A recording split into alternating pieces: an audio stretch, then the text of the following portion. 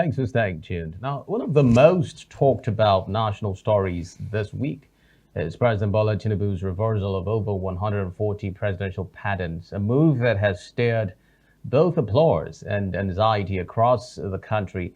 Among those affected is Mariam Sanda, whose death sentence for killing her husband was commuted in 2022, and several other high-profile inmates who had earlier benefited from executive clemency.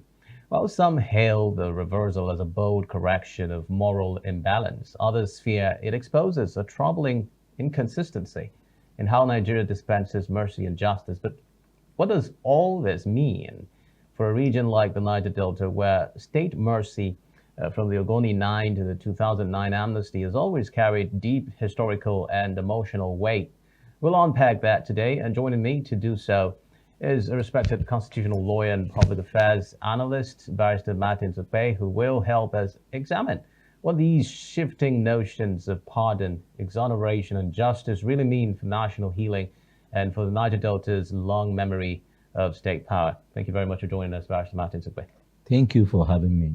Well, just days ago, we saw what President Tinubu did, reversed over the 140 presidential pardons, including the controversial commutation of Mariam Sanda's that sentence to 12 years imprisonment. It's a rare movement, a rare act of government after giving clemency on doing it, something we hardly see in the Nigerian justice system.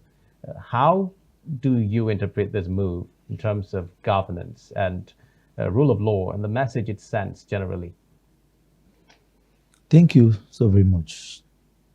The sudden reversal of the presidential decision to pardon and extend clemency to those selected persons that he has decided to retract his steps. For me, it's a national embarrassment. It is an embarrassment on the part of the Attorney General of the Federation. And let me quickly say this, that in a very sane climb, in a saner climb, the first person that will throw in the towel will be the person occupying the office of the Attorney General of the Federation. With all due respect to the very revered learned Silk, Chief Lateef Fagbemi, is a man that I have so much respect for. But, in law, it is said that the law is not pretentious. Yes. If the Attorney General of the Federation has ill-advised the president, then all the blame should go to the Attorney General. Because it is the office of the Attorney General that is saddled with the responsibility to advise the government. Now, let's look at the section that creates the office of the Attorney General and the duties of the Attorney General. Section 150, sub 1 of the 1999 Constitution of Nigeria, as amended in 2011, specifically creates the office of the Attorney General, saddled with enormous task of one, the prosecutorial task. The Attorney General has the powers to prosecute. Two, to prosecute both criminal and civil matters for the government. Two, he has the power to advise the government. He's saddled with the enormous responsibility of advising the government when it borders on legal issues. And there is no other office that had the powers, that responsibility to advise President Bola Ahmed Tinubu to pardon persons who should serve as deterrents to others who may want to commit crime. That is the power of the people. The people cried out. What? The law is very, very specific that while the Attorney General has the powers to expressly carry out these duties or delegate through the office of the Attorney General. Now, meaning through the Ministry of Justice. So the Attorney General can delegate this power. However, there are factors that must be considered while exercising these powers. One, in the interest of justice. So whatever that the office of the Attorney General is doing, however they are advising Mr. President, they must first of all consider the interest of justice, fairness, equity. Therefore, for the Attorney General of the Federation, Chief Lateef Fagbemi, SAN, to ill-advise President Bola Ahmed Tinubu to pardon this set of persons, then it is a monumental and historical setback on the office of the Attorney General. Now, I'm coming, sir. Like I said, I am calling on the Attorney General of the Federation to resign because he has disappointed Nigerians. He has embarrassed the office. Why do we keep behaving like this every day and become a laughing stock before the international community? When, in fact, by now, I believe the US embassy should be working on that. I believe by now they would have placed a visa ban or travel ban on the Attorney General of the Federation. Because imagine the president relying on his representation, that's the Attorney General representation, to pardon this person, extend clemency to this person who will come out to work freely in a society like ours. What example are you, what justice benchmark are you stating? You pardoning drug convicts, known kidnappers, known murderers. So why would NDLEA, why would the Nigerian police bother themselves chasing these people? Because of course they know that when they chase them and get them and they are being convicted and jailed, of course the president will turn from the back door and set them free. Ukpe, I'd like you to tackle this from another perspective, which is, of course, from the angle of the outcry that followed the first decision, which is now reversed by the president. Usually, what we see is that sometimes when governments are called out about something, a decision they may have taken out of error, and then after appraising the outcry that follows it, reactions from the citizens, they most times do not do anything about it. They pretend not to know.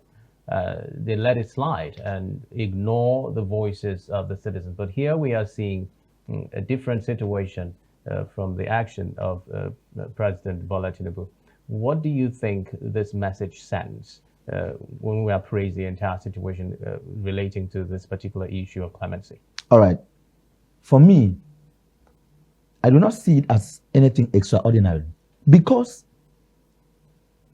in May, June 2023, same President Bola Ahmed Tinubu, upon assumption of office as the #1 citizen of Nigeria, came up with the policy of removal of fuel subsidy. And there was national outcry. There was national public outcry. Of course, it became a matter of national emergency. But the president turned deaf ear to Nigerians. He did not go back on his decision. Is this a situation of turning deaf ears, of making the right decision of in course, the interest of the for nation? me, up to today, I would still say that the president was misinformed. The president was ill-advised. The president took a wrong decision. Even up though to that's today, not the conversation. I do not, even though that's not a competition, but I'm trying to answer your question that most times when there is a matter of and the citizens raises their voice, that most times government seems to pay DFA, they don't go back on their decision. So I'm telling you one, that he did not go back on his decision. Now, this is a sui generis matter. This is a matter that touches on the very fabric of our democracy as a people. This is a matter that goes deep to touch on the very root of corruption. It exposes the very deep wounds of corruption in Nigeria. How it has, the word corruption has eaten deep as a cankerworm into the very fabric of our democracy as a people. You think the committee was compromised? Now, giving of course, yes. Of course, yes. There was a huge compromise by the committee. The committee neglected the very procedure that should be followed. The committee failed to review the files, review the information properly before making recommendations. When a committee is set up to make recommendations for clemency, they have to, it has to be a thorough, independent, discreet, and of course, very proper investigation on the details of what led to the convict of this conviction of these convicts. All right. Now, therefore, they look at how many years sentence was this convict supposed to serve? How many years has he or she served so far? These are the very numerous grounds and others that I've not even mentioned that the committee will now look at before making such recommendation to the president. And of course, this committee recommendation passes through the office of the Attorney General. And it is through the office of the Attorney General that this committee is being set up. So for me, a lot of fishy deals went underneath. There was under table dealings that passed through the table of that committee. For me, it was a sham committee that was set up, stage managed by the office of the Attorney General. Let me tell you something. You see this country, nobody should be seen as helping to erect the ills of the society. Nobody, especially in this government. If you were, maybe when you were outside the government, maybe when you were not in government, you were seeing those societal ills. You were thinking of how to correct them, but as soon as you jump into the board of the ship of this particular government, so I do not think Mr. Chief Fabemi, the Attorney General, is exempted from my own view of those in this government. So, being a member of this government, I do not expect anything good coming out of the office of the Attorney General, because for him, having gone through the recommendations of the committee to make an onward forwarding of the names listed by the committee to Mr. President, then I want to believe that the Attorney General has gone below expectation. Well, Barrister Ukpe, we'll have to go, but then I'd like you to give a parting shot regarding this issue as it relates to the Niger Delta region now. Remember that there were some names of the Niger Delta that were also extended this pardon, and you'd also recall that the movement for the survival of the Ogoni people had firmly rejected it, saying that they wanted an complete exoneration instead of pardon. They read some meanings into pardon, saying that it means you must have committed a crime before, being pardoned. Now they talk about exoneration.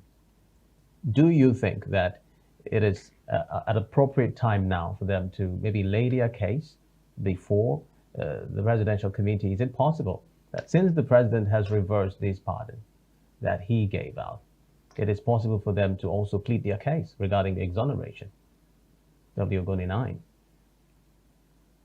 I have discussed the same issue, why the Ogoni 9 and others were pardoned.